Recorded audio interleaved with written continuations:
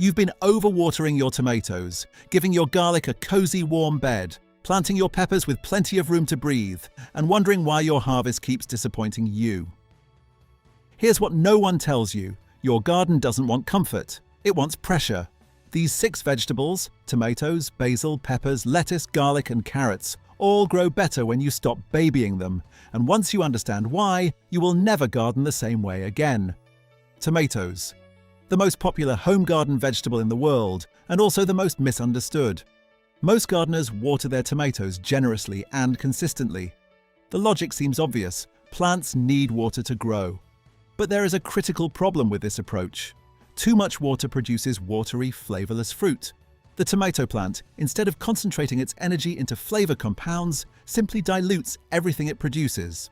When a tomato plant experiences mild drought stress, when the soil gets slightly dry between waterings, something remarkable happens.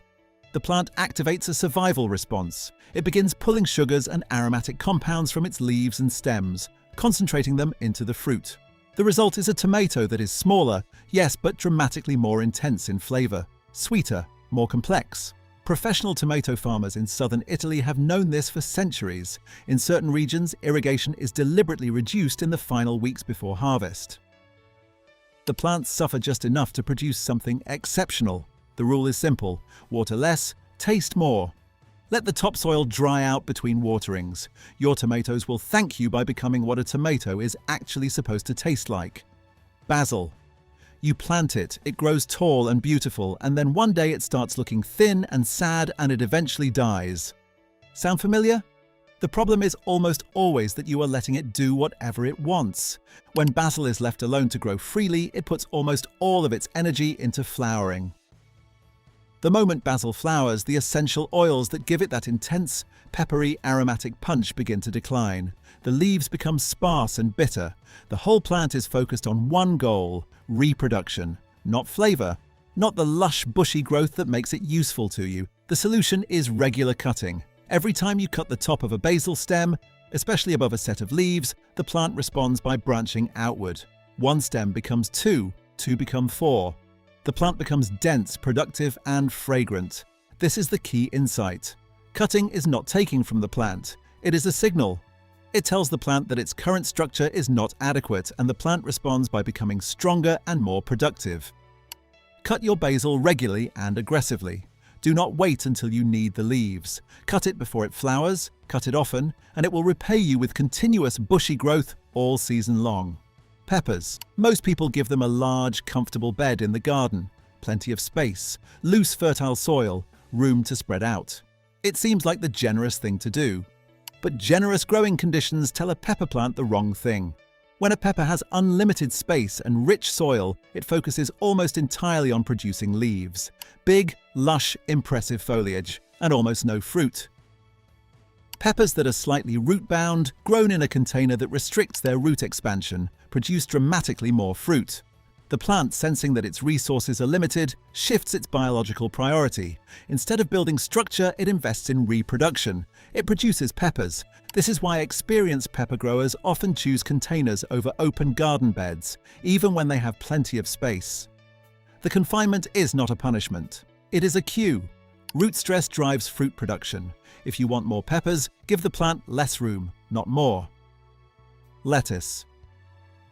It grows fast, it is easy, and almost everyone plants it in the sunniest spot in the garden, which is exactly the wrong place to put it. Lettuce that grows in warm conditions becomes soft, limp, and bitter.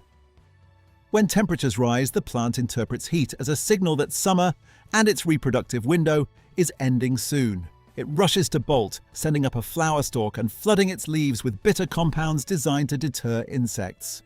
But lettuce grown in cooler conditions with slight temperature stress produces leaves that are crisp, dense, and genuinely mild. The plant does not feel urgency. It grows slowly and evenly, developing a clean, refreshing flavor. This is why the best lettuce in the world comes from alpine regions, cool coastal climates, and early spring gardens. Temperature is not just an environmental factor for lettuce, it is the single most important determinant of flavor. Plant lettuce in partial shade during summer.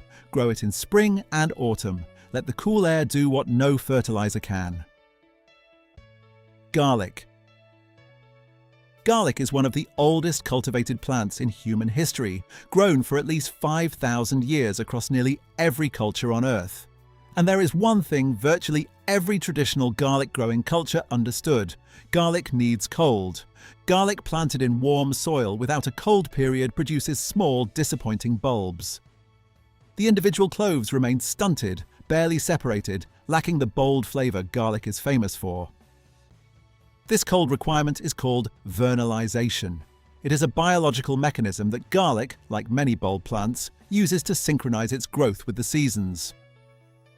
When garlic experiences a period of cold, it interprets this as winter. When warmth returns in spring, the plant responds aggressively. The cloves swell, divide, and develop. Plant garlic in autumn before the first frost. Let it experience a full winter underground. The cold is not a threat to the garlic. It is the trigger the plant has been waiting for. Cold equals growth signal. Without it, garlic never truly wakes up. Carrots. Every gardener knows the image: a perfect long tapered root growing straight down through loose, dark, perfectly prepared soil. And this image is the source of a common and counterproductive mistake. Carrots grown in ideal, loose, perfectly aerated soil tend to produce short, stubby roots. When a carrot can expand easily in every direction, it does. There is no incentive to push downward. But a carrot grown in slightly firmer, denser soil behaves differently. It cannot expand laterally. It must push down to find water and nutrients deeper in the earth. This downward pressure produces exactly the long, tapered shape that everyone wants and concentrates the sugars and flavor compounds in the process. The carrot is, at its core, a survival root. Its entire biological purpose is to store energy for the plant in case conditions become difficult. When conditions already are slightly difficult, the carrot invests more heavily in that storage. The root grows longer, denser, and sweeter. Do not overtill your carrot bed. Slightly firm, not perfectly loose. Let the carrot work for what it needs. There is a pattern running through all 6 of these plants. Tomatoes stressed by dryness concentrate their flavor. Basil cut back becomes abundant. Peppers confined to a container produce more fruit. Lettuce cooled by shade becomes crisp.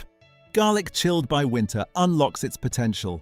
Carrots pushed through firm soil grow long and sweet. The pattern is this: plants evolved under difficulty. Not in perfect garden beds with ideal conditions and unlimited resources. They evolved in environments where survival was never guaranteed. And their most impressive qualities, the flavors, the yields, the density, are biological responses to exactly that difficulty. Modern gardening advice tends to focus on eliminating stress: better soil, more water, more fertilizer, more space. But the science of plant physiology tells a more nuanced story. Some stress is not a problem to be solved, it is a tool. The best gardeners in the world are not the ones who give their plants the most comfortable life. They are the ones who know precisely how much difficulty a plant needs, and when to apply it. Less pampering, better harvest. That is not a gardening tip. That is how plants actually work. 6 vegetables, 6 counterintuitive truths, and 1 principle that changes everything about how you grow food. If this changed how you think about your garden, watch what happens when you apply the same logic to fruit trees. The results are just as surprising.